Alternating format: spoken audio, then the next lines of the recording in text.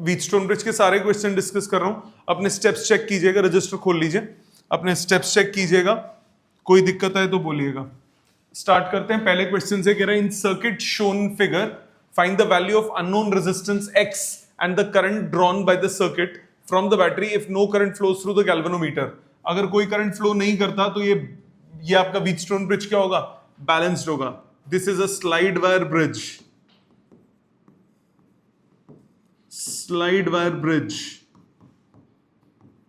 Slide wire bridge क्यों बोल रहा हूं मैं, मीटर ब्रिज क्यों नहीं बोल रहा हूं? क्योंकि ये 200 सेंटीमीटर है, 1 मीटर होता है तो मीटर ब्रिज लिखूंगा।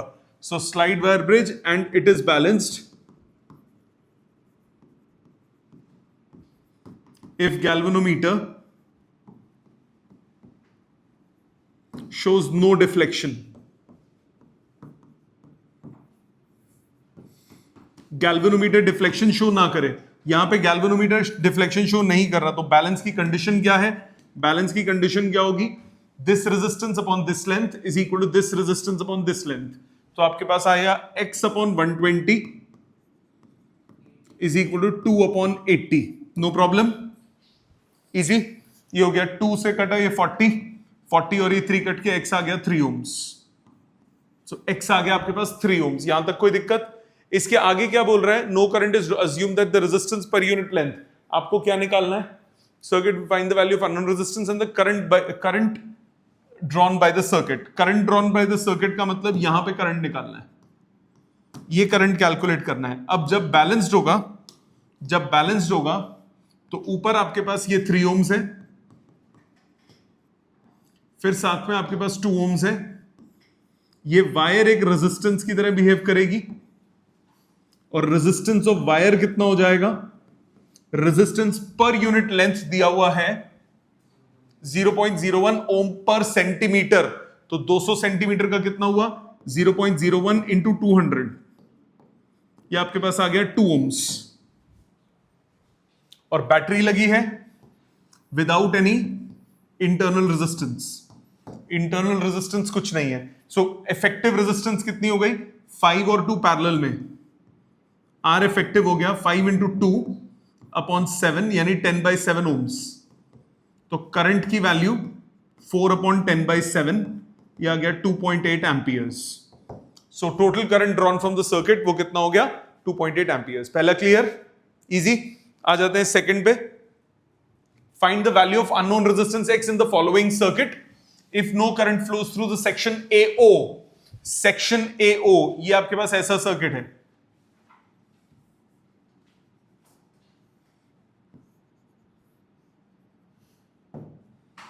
ये ऐसा सर्किट है, और AO ये B या बैटरी है, ये C ये बैटरी, साथ में रेजिस्टेंस की कोई जरूरत नहीं है, 2.4 ओम्स।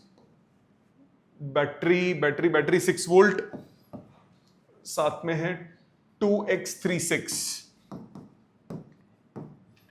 बीच में है 10 ओम्स, ऊपर है A, बीच में है AO।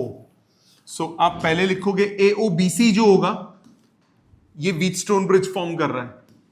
AOBC forms Wheatstone bridge if no current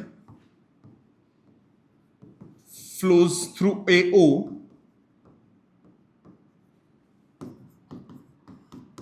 then Wheatstone bridge is balanced.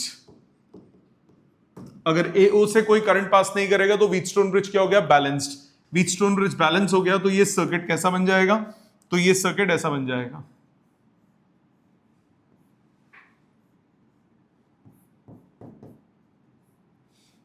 ये है 2, ये x, ये 3, ये 6। आपके पास क्या बनेगा? तब कंडीशन क्या आएगी? तब कंडीशन आएगी 2 upon x is equal to 3 upon 6। So x आपके पास आ गया 4 ओम्स। पहला पार्ट तो क्लियर, x की वैल्यू 4 ओम आ गई। इसके बाद करंट निकालने को बोला है। करंट के लिए आपको चाहिए होगा रेजिस्टेंस। रेजिस्टेंस कितना होगा? 2 और x सीरीज में, ये हो गया 6 ओम्स। नीचे 3 और 6 सीरीज में कितना हुआ? 9 ओम्स। और इसके साथ है ये बैटरी और एक रेजिस्टर, बैटरी कितनी थी 6 वोल्ट, रेजिस्टेंस है 2.4 ओम। अब 6 और 9 पैरेलल में 54/15, सो आर इफेक्टिव हुआ 54/15 प्लस 2.4, ये आ जाएगा 15 या 45, 3.6 प्लस 2.4, ये आपके पास आ गया 6 ओम्स। तो करंट हो जाएगा 6/6, दैट इज 1 एम्पियर। क्लियर? सो ये दो सीरीज में हुए, ये दो सीरीज में हुए, फिर दोनों पैरेलल में और 2.4 के साथ सीरीज में। क्लियर? समझ में आ गई बात? आ जाते हैं नेक्स्ट क्वेश्चन पे। Figure represents a balanced Wheatstone bridge, calculate the value of resistance x। Easy question, क्या करोगे, बैलेंस्ड है। अब इधर क्या हुआ, 100 और x किस में हो गए, पैरेलल में। 100 और x किस में हो गए, पैरेलल में। तो आप लिखोगे क्या, AC, इसको मैं B नाम दे देता हूं। तो आप पहले इसको प्रॉपर लिखो, if Wheatstone bridge is balanced,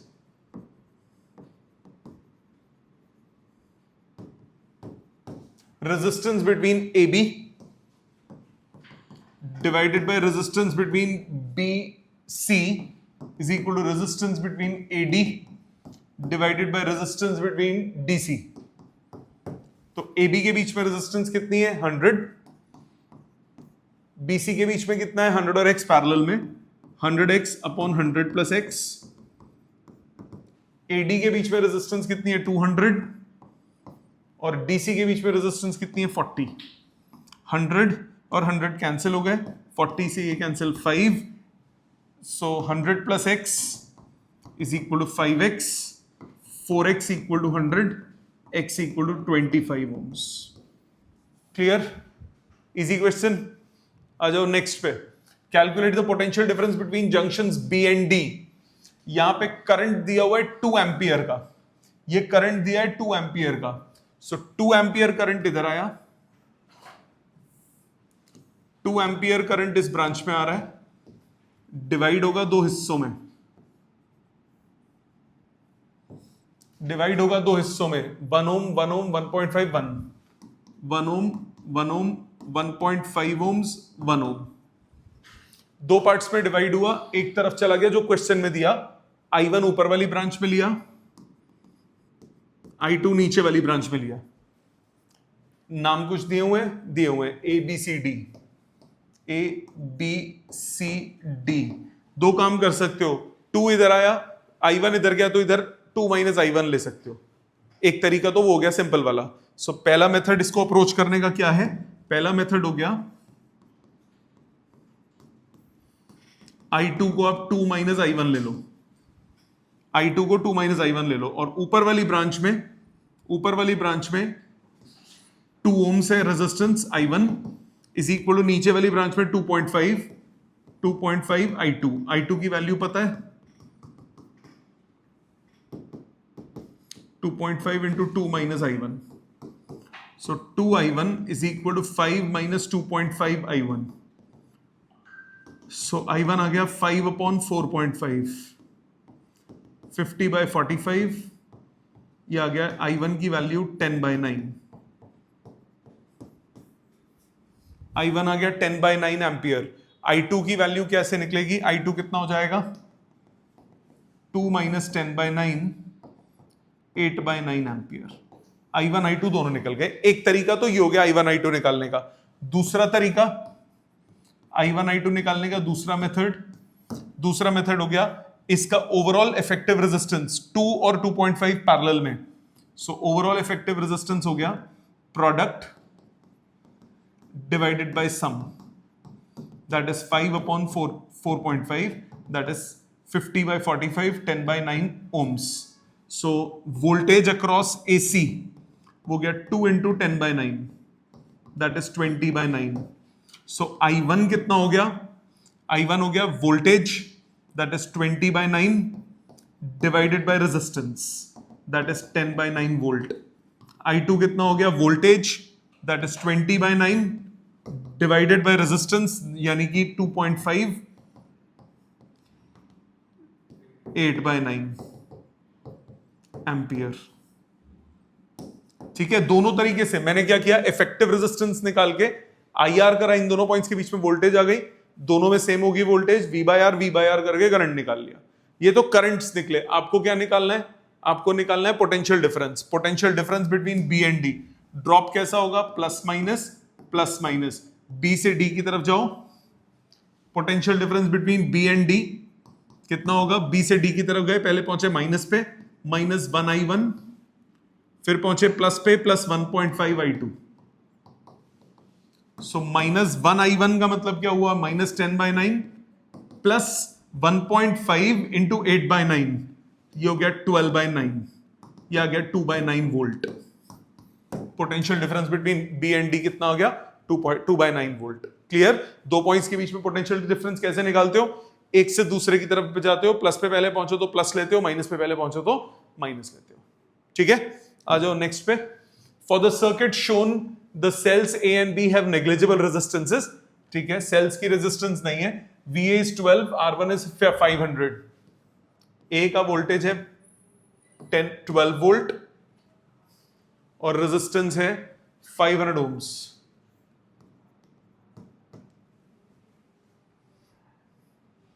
R is 100 ohms।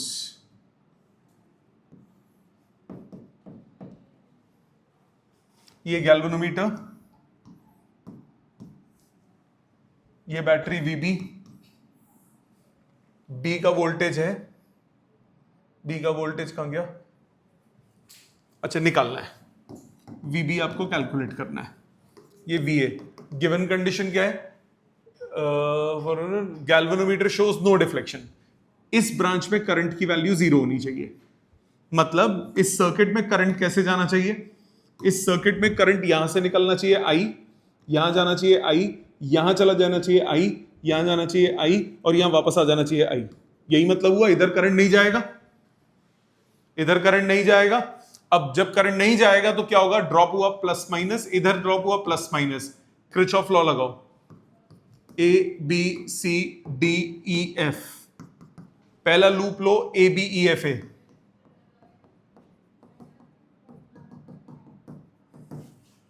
Loop है ABEFA। ए से शुरू हुए +500I plus 100I -12 equal to 0। I की वैल्यू आ गई 12/600, 2/100 एम्पियर, दैट इज 0.02 एम्पियर। ये करंट आ गया। यहां तक कोई दिक्कत? आपको VB निकालना है। अब दूसरे लूप में किरचॉफ लॉ लगा दो। लूप BCDEB, इस लूप पे लगाओ किरचॉफ लॉ। पहले पहुंचे प्लस पे, फिर पहुंचे माइनस पे, इक्वल टू 0। यस और नो? तो VB कितना आया? 2 वोल्ट। आप इसको एक और तरीके से सोच सकते हो। इस ब्रांच में करंट कब 0 जाएगा? जब इसका वोल्टेज और इसका वोल्टेज बराबर होगा। जितना ये अपोज करेगा उतना ये सपोर्ट करेगा। तो जितनी इसकी वोल्टेज होगी वही इसकी वोल्टेज होगी, क्योंकि और कोई वोल्टेज नहीं है। ये मैंने कॉन्सेप्ट से इसीलिए कर दिया कि बाई चांस यहां कोई और रेजिस्टेंस भी दी होती या यहां पे भी कोई और बैटरी होती, तब भी आप इसका निकाल सकते थे सीधा किरचॉफ लॉ लगा के। ठीक है, ये डाउट था सबका? ले लो, आप बड़ा लूप ले लो। चलो लेते हैं। सपोज ऐसे नहीं करते, मैंने लूप लिया ABCDEFA। ए से शुरू हुए +500I plus VB -12 equal to 0। ये सुनो, 500I कितना हो गया? I कितना है? 0.02। 500 into 2/100 plus VB -12 equal to 0। 10 plus VB -12 equal to 0। VB कितना आ गया? 2 वोल्ट। जैसे मर्जी घूम ले। समझ में आ गई बात? Approach clear? आ जाते हैं 6th पे। 6 देखिए, determine the charge stored in the capacitor. Capacitor का चार्ज स्टोर्ड निकालना है। Capacitor blocks DC, capacitor blocks DC। DC को ब्लॉक करता है, मतलब कैपेसिटर अपने थ्रू करंट पास नहीं होने देगा, कांस्टेंट करंट को पास नहीं होने देगा। तो आप क्या करो, ये रेजिस्टेंसेस बना लिए। ये कैपेसिटर है 3 माइक्रोफैरेड, नीचे वोल्टेज है 6 वोल्ट, रेजिस्टेंस की वैल्यू 2R37, 2R की वैल्यू 2 ओम, 37। नाम भी दिए हुए हैं, जो दिए वही लेंगे, ABCD।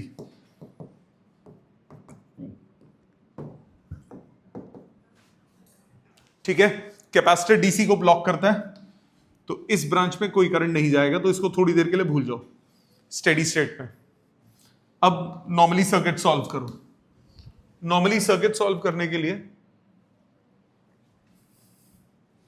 2 और 2 सीरीज, 3 और 7 सीरीज, सो 4 और 10 पैरेलल। आर इफेक्टिव कितना हुआ? 4 into 10 upon 4 plus 10, 20/7 ohms. Current कितना हुआ? V upon R, 2.1 ampere. 2.1 ampere आया करंट, 2.1 एम्पियर। आपको B और D के बीच में पोटेंशियल डिफरेंस चाहिए होगा, कैपेसिटर के अक्रॉस वोल्टेज आ जाएगा। सो सबसे पहले यहां पे करंट को डिवाइड करोगे। सो करंट डिवाइड कैसे करूं बताओ? वोल्टेज लेके या I2 माइनस I1? तुम्हें कौन सा इजी लगता है? I1 और 2 माइनस I1? मैं दूसरे से करता हूं, वो तो तुम कर ही लोगे जो तुम्हें इजी लगता है। इधर देखो, मान लिया कि यहां करंट गया I1, यहां करंट गया I2। ए और पहले इफेक्टिव, आर इफेक्टिव कितना हुआ? मतलब आर बिटवीन ए एंड सी, 4 और 10 पैरेलल में निकाल चुके हैं। आर बिटवीन ए एंड सी 20/7 हमारे पास ऑलरेडी है। वोल्टेज 6 वोल्ट है, लो खत्म ही हो गया, इसमें तो कुछ करना ही नहीं। 6 वोल्ट है, ए और सी के बीच में वोल्टेज कितनी हो गई? 6 वोल्ट। सो I1 कितना होगा? 6 अपॉन, आई की भी जरूरत नहीं थी, 6 अपॉन 4, दैट इज 1.5 एम्पियर। आई की भी जरूरत नहीं थी यहां पे, ये 6 वोल्ट है, ये 6 वोल्ट इन दोनों पॉइंट्स के बीच में हो गया। 6 अपॉन 4 ऊपर का करंट, 6 अपॉन 10 नीचे का करंट, 0.6 एम्पियर। 6 अपॉन 10, बताओ इजी है कि नहीं है? पोटेंशियल डिफरेंस सीधा पता है। यहां रेजिस्टेंस होता तब दिक्कत होती, तब हमें निकालना पड़ता टोटल करंट। अब इसमें जरूरत भी नहीं थी। It is also not required, I is not required. Now voltage आ गया, I1 I2 आ गया। अब क्या करो? ड्रॉप बनाओ, प्लस माइनस। एक मेथड आता हो ना, कोई फर्क नहीं पड़ता, दूसरा लगा के जरूर कोशिश करा करो। पेपर में नहीं पता होता, कई बार कोई और कॉन्सेप्ट लग जाता है। ए बी से सी, डी की तरफ जाओ। Potential difference between B and D, पहले पहुंचे माइनस पे, -2 I1, फिर पहुंचे प्लस पे, +3 I2। -2 I1 की वैल्यू कितनी हुई? 1.5, +3 I2 की वैल्यू कितनी है? 0.6, -3 + 1.8, -1.2 वोल्ट। मतलब बी लो पोटेंशियल पे होगा, डी हाई पोटेंशियल पे होगा। बी और डी, बी लो पोटेंशियल पे होगा, डी हाई पोटेंशियल पे होगा। नेगेटिव आ रहा है ना voltage. So voltage between B and D का मतलब हुआ VBD का मैग्नीट्यूड कितना हुआ? 1.2 volt. Therefore voltage across capacitor, voltage across capacitor हो गई 1.2 volt. Q is equal to CV। C कितना? 3 माइक्रोफैरेड। वोल्टेज 1.2, ये आ गया 3.6 माइक्रोकूलम। 3.6 माइक्रोकूलम का चार्ज आ गया। और ड्रॉप कैसा होगा? ऊपर होगा माइनस, नीचे होगा प्लस। अगर ये पॉजिटिव आता तो ऊपर होता प्लस, नीचे होता माइनस। डी हाई पोटेंशियल पे, बी लो पोटेंशियल पे। पहला part clear. Second part, for what value of R is the charge on capacitor is 0? So charge on capacitor is 0, charge will be 0 if Wheatstone bridge is balanced। अगर Wheatstone bridge balanced होगा तो बीच वाली branch में कभी current जाएगा ही नहीं। जब current जाएगा ही नहीं तो चार्ज स्टोर कहां से होगा? Wheatstone bridge balanced होगा तो क्या होगा? 2/R is equal to 3/7, तो R हो जाता 14/3 ohms। क्या ये समझ में आ गया? लिखना चाहोगे इसको? ये डाउट था, लिख लो प्लीज इसको। Next question number 7।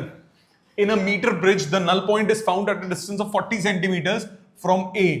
Metre bridge है, मतलब ये इसका एक रफ डायग्राम बना लेते हैं। मीटर ब्रिज है तो यहां पे नल पॉइंट मिल रहा है C पॉइंट पे, ये 40 सेंटीमीटर है तो ऑब्वियसली ये कितना होगा? 60 सेंटीमीटर्स।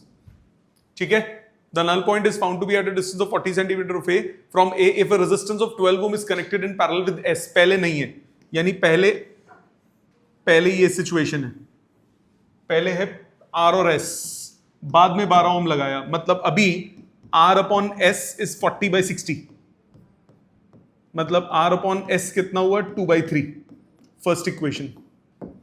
अगर 12 ओम को पैरेलल में लगाते हैं नल पॉइंट 50 पे आ जाता है, मतलब if 12 ohm is connected in parallel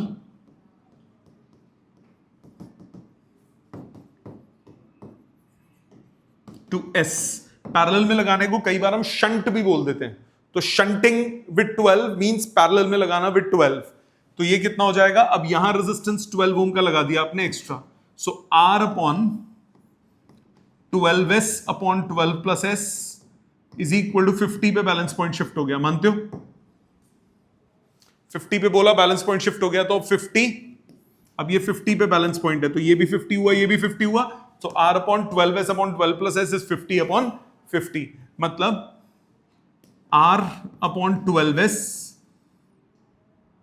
ऊपर 12 plus S is equal to 1, मानते हो? R अपॉन S कितना है 2 अपॉन 3, तो इस R अपॉन S की जगह 2 अपॉन 3 डाल सकते हो, so 2/3 into 12 is 12 plus S is equal to 1, ये मैंने फर्स्ट इक्वेशन से सब्सटीट्यूट किया, वैल्यू डालो, ये हुआ 6 थिया 18, 12 plus S is equal to 18, S आ गया 6 ओम्स, S है 6 ओम, फर्स्ट इक्वेशन यूज करो, R upon 6 is 2 upon 3, R आ गया 4 ओम्स, तो S और R दोनों निकल गए, ठीक है? सो पहले सिर्फ R और S लगे हैं, तो R अपॉन S इज 40/60 एक इक्वेशन, फिर S के साथ पैरेलल में 12 लगाया, तो R upon 12S upon 12 plus S is equal to 50/50। Got it? समझ में आ गया? ये हो गया क्वेश्चन नंबर 7। आ जाते हैं 8th पे। 8th में क्या बोल रहे हैं? In a meter bridge the null point is found at a distance at a length of, ये I1 नहीं होगा, L1 होगा, ये L1 होगा, ये L1, ये L1, ये L2, ये I नहीं है, L है, फॉन्ट गड़बड़ है।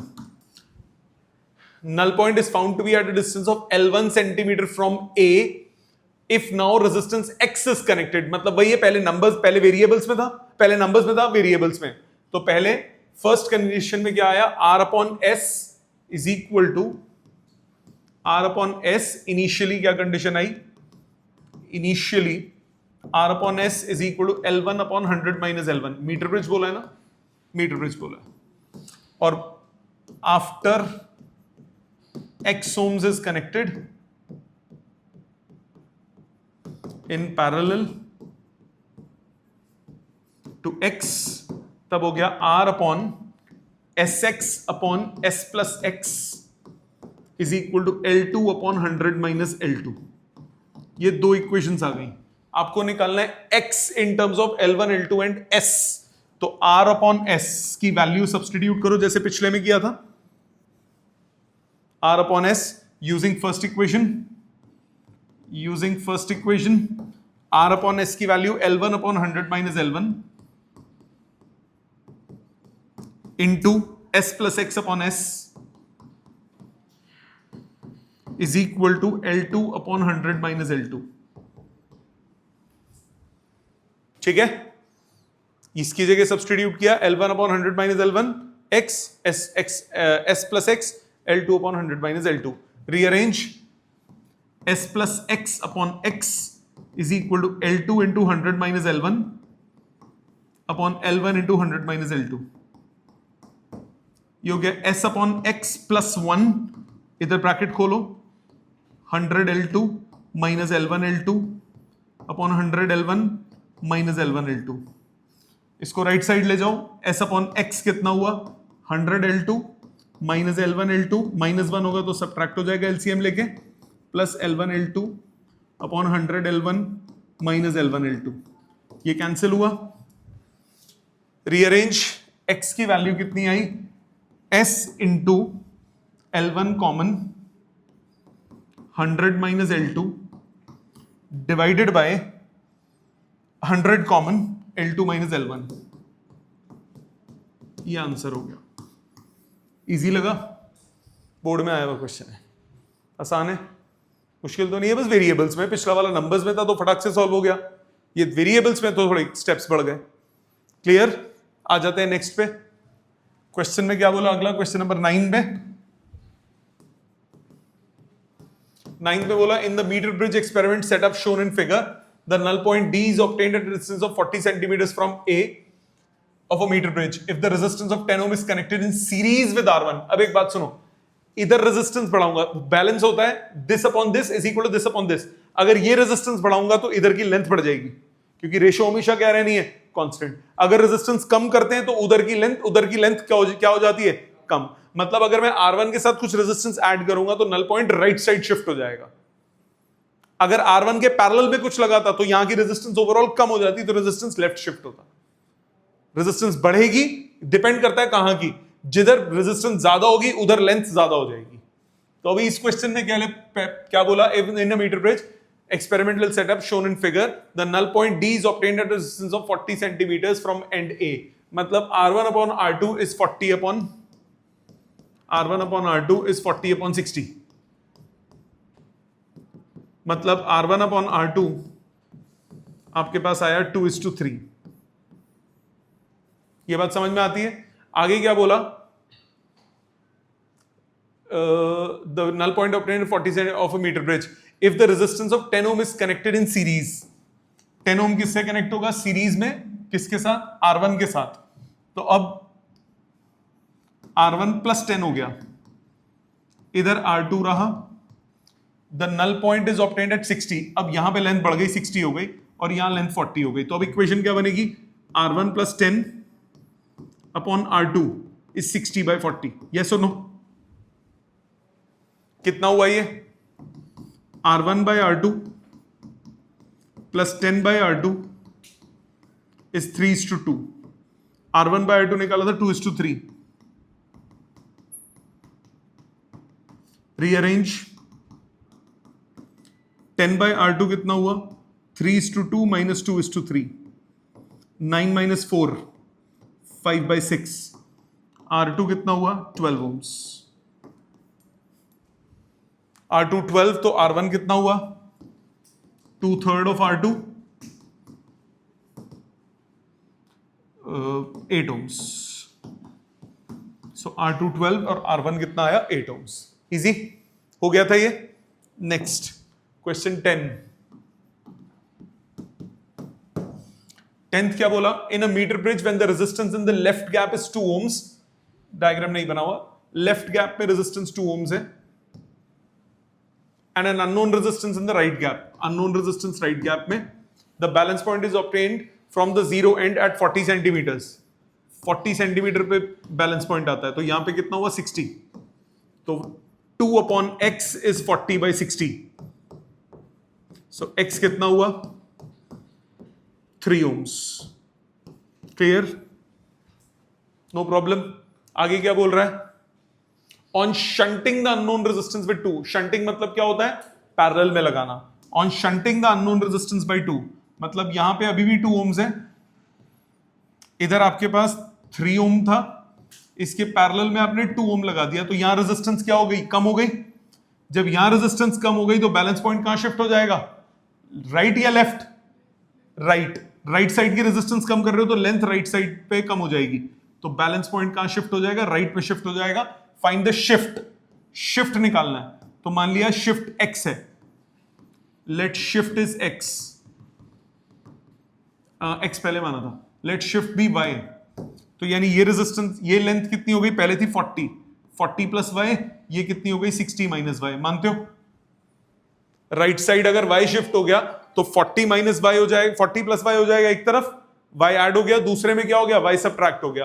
तो अब आपके पास क्या आएगा, 2/40 प्लस y इज, इन दोनों का पैरेलल हुआ 1.2/60 minus y। So 120 minus 2y is 48 plus 1.2y। So 3.2y is equal to 72। y आपके पास आ गया 72/3 32/10, 8 चौक के 8 9 72, 90/4, 45, 22.5 सेंटीमीटर टूवर्ड्स राइट। क्या ये समझ में आ गया? राइट शिफ्ट हुआ 22.5 सेंटीमीटर। क्लियर? कैसे हुआ समझ में आया? एक तरीका ये। दूसरा, आप दोबारा से बैलेंस पॉइंट निकाल लो और फिर दोनों को क्या कर दो, सबट्रैक्ट, उससे शिफ्टिंग पता लग जाएगी। आपकी चॉइस है। ठीक है, आ जाते हैं 11th पे। 11th, in comparing the resistance of two coils P and Q with a slide wire bridge, metre bridge नहीं बोला, balance point is obtained when the sliding contact is 30 centimetre from the zero end of the wire. ये 30 centimetre है, ये L - 30 centimetre हो गया। इधर 30, इधर L - 30। P and Q resistance है, ये P ये Q, so P upon Q is 30 upon L - 30। First equation. आगे क्या बोल रहा है? The resistance P and Q are interchanged and the balance point is obtained at 120। अब जब P और Q इंटरचेंज कर दोगे, when P and Q are interchanged, तो Q अपॉन P आपके पास आ जाएगा 120 अपॉन L - 120। मानते हो बेटा? इसको उल्टा करो, उल्टा करोगे तो ये P अपॉन Q कितना आ गया? L - 120 upon 120। नंबर 2, इक्वेट करो दोनों को from first and second equation. कितना आया आपके पास? 30 upon L - 30 is equal to L - 120 upon 120। 3600 is equal to L square minus 150L plus 3600। ये कैंसिल हो गया, L आ गया 150, जीरो हो नहीं सकता, टोटल लेंथ आ गई 150। आपको निकालना क्या है? रेशियो निकालना है। तो L की वैल्यू पुट करो, P/Q की वैल्यू कितनी आ गई? 30 अपॉन 150 माइनस 30, 30 अपॉन 120, 1:4। इजी? समझ में आ गया? ये डाउट तो नहीं था? 12th,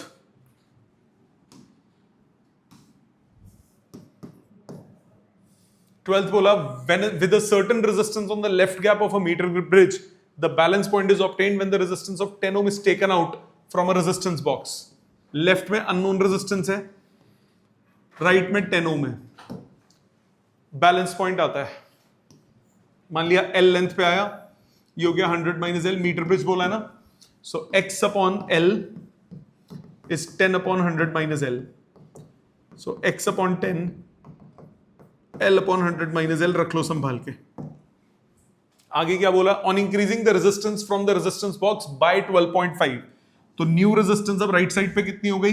ये X है अभी भी, ये कितनी हो गई? 22.5। अब बताओ कहां शिफ्ट होगा? राइट साइड पे रेजिस्टेंस बढ़ा रहा हूं तो लेंथ राइट साइड पे बढ़ेगी, इधर की लेंथ बढ़ जाएगी तो बैलेंस पॉइंट लेफ्ट में शिफ्ट हो जाएगा। Balance point will shift left. तो ये कितना शिफ्ट हुआ? दिया हुआ है बैलेंस पॉइंट शिफ्ट्स बाय 20, तो यानी ये कितना हो गया? 120 माइनस L और ये हो गया L माइनस 20। यस और नो? तो अब क्या इक्वेशन बनेगी? X upon 22.5 is L minus 20 upon 120 minus L। Number 2, कोई दिक्कत? दोनों से X निकालना है, पहले तो L निकालना पड़ेगा, इक्वेट करो यूजिंग 1 and 2। इक्वेट करो फर्स्ट एंड सेकेंड, आपके पास आया 10L is equal upon 100 minus L is equal to L minus 20 into 22.5 upon 120 minus L।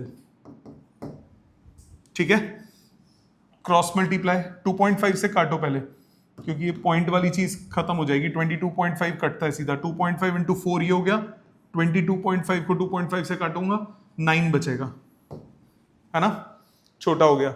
अब क्रॉस मल्टीप्लाई 480L 12 चौक 48, 480L minus 4L square is equal to 900 minus 9L या 100 minus L into 9L minus 180।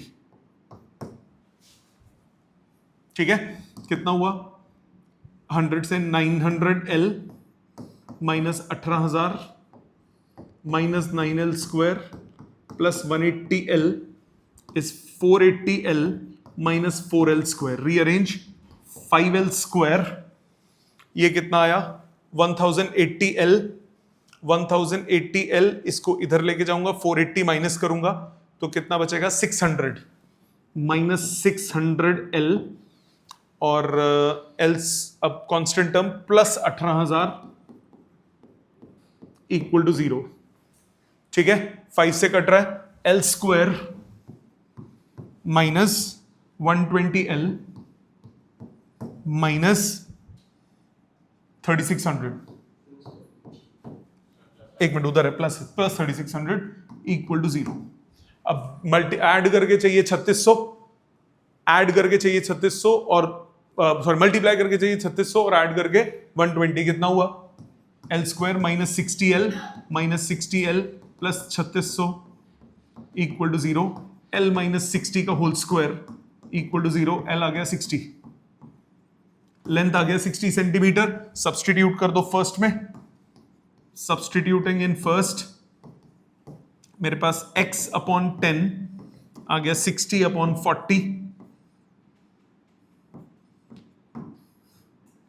x आ गया 15 ohms. Unknown resistance आ गया 15 ओम। ठीक है, समझ में आ गया मेथड? आ जाओ नेक्स्ट पे 13, फिर लास्ट क्वेश्चन आ जाएगा। The meter bridge shown is in the balanced position P by Q is equal to L1 by L2. If we now interchange the position of galvanometer and cell, क्या बताया था? Metre bridge हो या Wheatstone bridge हो, cell और उसको अगर interchange करते हैं तो no effect on metre bridge या फिर व्हीटस्टोन ब्रिज, तो no effect on null point also. So no effect. अभी भी कंडीशन क्या रहेगी? P by Q equal to L by L1 by L2। So no effect on interchanging position of battery and galvanometer. Next, the resistance of 4 arms PQRS of the meter bridge are 10, 30, 30, 90. 4 arms है, P है 10 ohms, Q है 30 ohms, R है 30 ohms, S है 90 ohms. The EMF and internal resistance of the cell are 7 volt and 5 ohm respectively. 7 volt का EMF है और 5 ohm का internal resistance है. If the galvanometer's resistance is 50 ohms, the current drawn from the cell will be, galvanometer की कुछ भी resistance हो, galvanometer की कुछ भी रेजिस्टेंस हो, व्हीटस्टोन ब्रिज बैलेंस्ड है, सो यहां कोई करंट नहीं जाएगा, तो आपको सिंपली ये करंट निकालना है। ठीक है, तो ऊपर वाले दोनों किसमें हो गए? सीरीज में। आर इफेक्टिव कितना हुआ सर्किट का?